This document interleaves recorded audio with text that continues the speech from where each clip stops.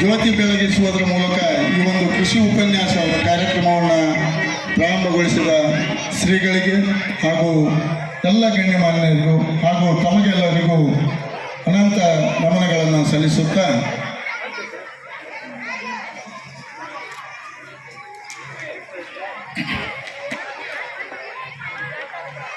ದಯವಿಟ್ಟು ವೇದಿಕೆ ಹಿಂಭಾಗದಲ್ಲಿ ಇರ್ತಕ್ಕಂಥ ನಮ್ಮ ರೈತ ಹಿರಿಯರು ಹಾಗೂ ಅಲ್ಲಲ್ಲೇ ಕುಳಿತಕ್ಕಂಥ ಬಹುಮುಖ್ಯವಾಗಿ ರೈತ ಬಾಂಧವರು ಬಸವರಾಜ್ ಸುಪತ್ರಪ್ಪ ಏಣಿಗಿ ರೈತಾಪಿ ಕುಟುಂಬದಲ್ಲಿ ಜನಿಸಿದವರು.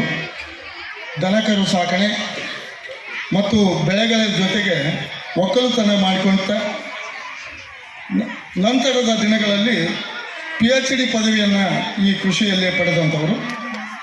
ಇವರು ವಿಶ್ವವಿದ್ಯಾಲಯಕ್ಕೆ ಪ್ರಥಮ ರ್ಯಾಂಕನ್ನು ಪಡೆಯುವುದರ ಜೊತೆಗೆ 2 ಚಿನ್ನದ ಪದಕವನ್ನು ಪಡೆದು ತೇರ್ಗಡೆ ಹೊಂದಿದಂಥ ಮಹನೀಯರು. ಸುಮಾರು 10 ಜನ ಸ್ನಾತಕ ವಿದ್ಯಾರ್ಥಿಗಳಿಗೆ ವಿಶೇಷ ಮಾರ್ಗದರ್ಶನ ನೀಡಿದ್ದು, ಅದರಲ್ಲಿ ಮತ್ತೂ ವಿಶೇಷ ಅಂದರೆ ದಕ್ಷಿಣ ಆಫ್ರಿಕಾ ಮತ್ತು ಅಫ್ಘಾನಿಸ್ತಾನದ ವಿದ್ಯಾರ್ಥಿಗಳು ಕೂಡ ಈ 10 ಜನ ಸ್ನಾತಕ ವಿದ್ಯಾರ್ಥಿಗಳಲ್ಲಿ ಭಾಗಿಯಾಗಿದ್ದರು ಅನ್ನೋದು ಸಂತಸದ ವಿಷಯ. ಹಾಗೆಯೇ ಬಹುತೇಕರು ಇವರನ್ನು ಖುದ್ದಾಗಿ ಮಾರ್ಗದರ್ಶಕರಾಗಿ ಆಯ್ಕೆ ಮಾಡಿಕೊಂಡಿದ್ದು ಕೂಡ ವಿಶೇಷ.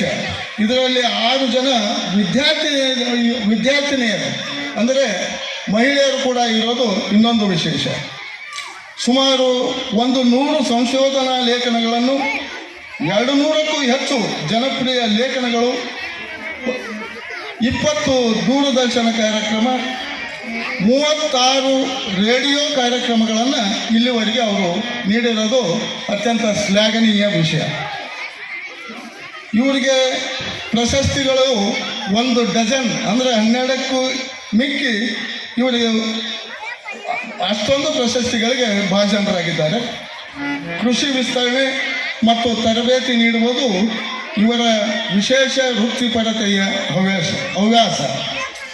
ಕೃಷಿ, ತೋಟಗಾರಿಕೆ, ಪಶು ಸಾಕಣೆ, ಒಳನಾಡು ಮೀನುಗಾರಿಕೆ, ಕೃಷಿ ಅರಣ್ಯ, ಕೃಷಿಗೆ ಯುವಕರನ್ನು ಕೃಷಿಯ ಬಗ್ಗೆ ಇತಿಹಾಸ ಹೇಳುತ್ತಾ ಪ್ರೇರೇಪಿಸುವುದರ ಜೊತೆಗೆ ಕೃಷಿಯಲ್ಲಿ ಮೌಲ್ಯವರ್ಧನೆಯ ಉತ್ತೇಜನೆಯ ಆಡು ಭಾಷೆಯಲ್ಲಿ ಇವರ ಉಪನ್ಯಾಸಗಳು ವಿಶೇಷ ಅಂಶಗಳನ್ನು ಪಡೆದುಕೊಂಡಿದ್ದಾರೆ.